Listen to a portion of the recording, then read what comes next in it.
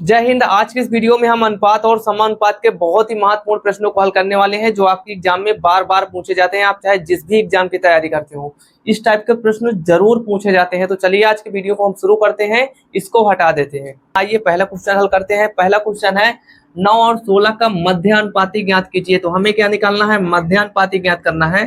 तो मध्यानुपाती बराबर एक छोटा सा फार्मूला होता है, आप लोग याद रखना।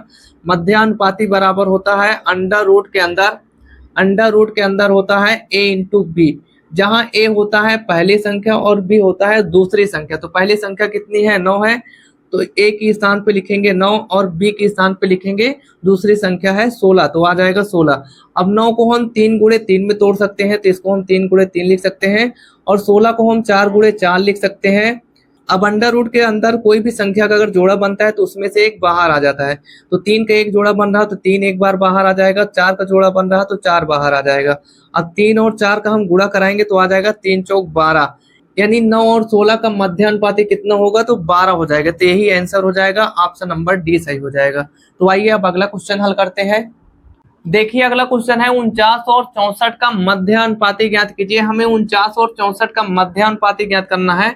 तो मध्यानुपाती बराबर हो जाएगा अंडर रूट के अंदर पहली संख्या गुणे दूसरी संख्या। तो पहली संख्या कितनी है? 49 है, तो यहाँ पे हम 49 लिखेंगे। गुणे में दूसरी संख्या 64 है, तो गुणे में 64 लिखेंगे। तो अब आ जाएगा अंडर रूट के अंदर 49 को हम 7 गुणे 7 में लिख सकते हैं, और 64 को हम 8 गुणे 8 लिख सकते हैं। ठीक है। अब अंडर रूट के अंदर किसी भी संख्या का अगर जोड़ा बनता है तो उसमें से एक बाहर आ जाता है। तो 7 का जोड़ा बन रहा तो 7 एक बार बाहर आ जाएगा, और 8 का जोड़ा बन रहा तो 8 एक बार बाहर आ जाएगा। तो 7 का गुणा 8 में कराएंगे, कितना आ जाएगा? 7 8 हो जाएगा 56।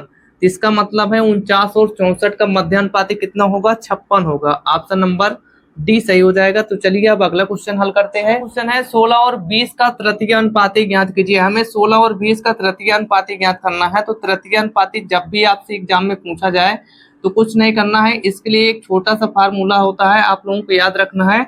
बी स्क्वायर बटे ए, जहां बी होता है दूसरी संख्या और ए होता है पहली संख्या। तो यहाँ पे आ जाएगा बी स्क्वायर का मतलब 20, तो यहाँ पे हम 20 का स्क्वायर करेंगे, और ए का मतलब हो जाएगा 16, यानी पहली संख्या कितनी है? 16 है, तो यहाँ पे 16 लिखेंगे।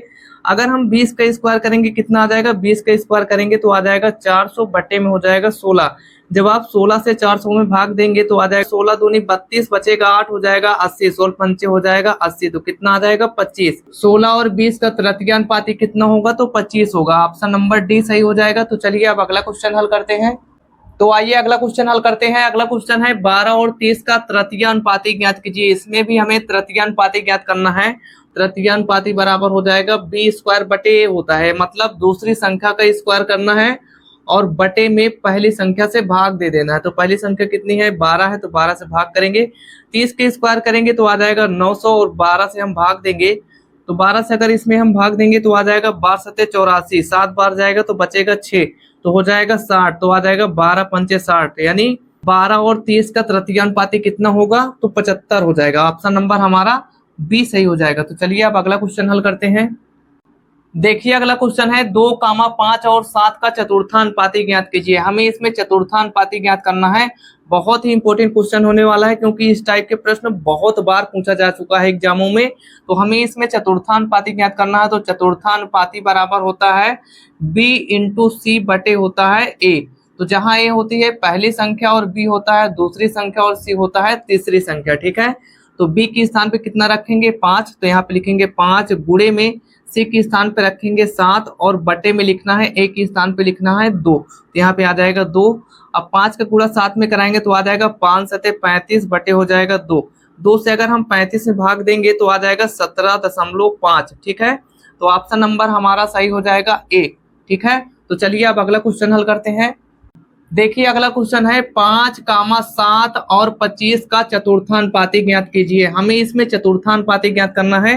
तो चतुर्थानुपाती ज्ञात करने के लिए क्या करेंगे? चतुर्थानुपाती बराबर होता है बी इंटू सी बटे होता है ए, जहां ए होता है पहली संख्या और बी होता है दूसरी संख्या और सी होता है तीसरी संख्या। तो यहाँ बी के स्थान पे क्या लिखेंगे? 7 लिखेंगे। 7 गुणे हो जाएगा सी के स्थान पे लिखेंगे 25, और बटे में हो जाएगा ए का मतलब 5। तो यहाँ पे लिखेंगे 5। अब 5 से हम 25 को 5 बार में काट सकते हैं, तो आ जाएगा 7 गुणे 5। 7 का गुणा अगर हम 5 में कराएंगे तो कितना आ जाएगा, 7 पचे 35। तो 5, 7 और 25 का चतुर्थानुपाती कितना होगा, 35 होगा। तो ऑप्शन नंबर हमारा डी सही हो जाएगा। तो आइए अब अगला क्वेश्चन हल करते हैं। अगला क्वेश्चन है 8, 5 और 20 का प्रथमानुपाती ज्ञात कीजिए। 8, 5 और 20 का प्रथमानुपाती ज्ञात करना है।